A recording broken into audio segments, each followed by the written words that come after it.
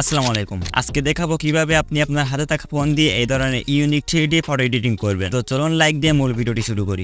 এই ধরনের ফটোগুলো এডিটিং করার জন্য আপনাকে সর্বপ্রথম ইনস্টাগ্রামে গিয়ে এমন একটা স্ক্রিনশট দিতে হবে। দেন আপনি আপনার যে ফটোটি দিয়ে এমন ইউনিক এডিটিং করতে চান সেই ফটোটি ইনহ্যান্স করতে হবে। তার জন্য আপনি রেমিনি অ্যাপটি ব্যবহার করতে পারেন। রেমিনি অ্যাপটি আপনি প্লে স্টোরে পেয়ে যাবেন। তো ইনহ্যান্স করা হয়ে গেলে আমরা চলে যাবো পিক্সার্ট অ্যাপটির ভিতরে। এটাও আপনি প্লে স্টোরে পেয়ে যাবেন। তো অ্যাপটি ওপেন করে প্লাস অপশনে ক্লিক করে তারপরে এখান থেকে সিওয়ালে ক্লিক করে দিবেন। দেন উপর থেকে ব্যাকগ্রাউন্ডে ক্লিক করে দেন হোয়াইট কালারটি সিলেক্ট করে দিবেন। তারপরে নিচ থেকে টুলসে ক্লিক করে উপর দিকে কারাপ অপশনে ক্লিক করে দিবেন। তারপর এদিকে একটু স্ক্রল ডাউন করে ইনস্টাগ্রামের সাইজটা সিলেক্ট করে উপর থেকে টিক অপশনে ক্লিক করে দিবেন। দেন নিচ থেকে এই টুলসগুলো একটু স্ক্রল করে অ্যাড ফটোতে ক্লিক করে দিবেন। দেন আপনার গ্যালারিতে যাবে এবং আপনি যে স্ক্রিনশটটা দিয়েছিলেন ইনস্টাগ্রামের ওই স্ক্রিনশটটা সিলেক্ট করে দিবেন। তারপরে নিচ থেকে কারাপ অপশনে ক্লিক করে দিবেন এবং শুধু আইডির নামটা রেখে বাকি সব কারাপ করে দিবেন এবং টিক দিয়ে ব্যাকগ্রাউন্ডটা একটু ছোট করে এটা বড় করে একদম উপরে বসিয়ে দিবেন। দেন আবারও এই স্ক্রিনশটটা নিয়ে নিচ থেকে এই পর্যন্ত কারাপ করে দিব এবং জুম করে এটা নিচে বসিয়ে দিব। এখানে আরো একটু কারাপ করতে হবে। হ্যাঁ, ঠিক আছে। এরপরে নিচ থেকে স্টিকারে ক্লিক করে দিবেন। দেন উপরে সার্চ করবেন পেপার টেয়ার। দেন এখানে অনেকগুলো পিএনজি চলে আসবে। এখান থেকে আপনি এটা সিলেক্ট করে দিবেন। দেন জুম করে পজিশন অনুযায়ী বসিয়ে দিবেন এবং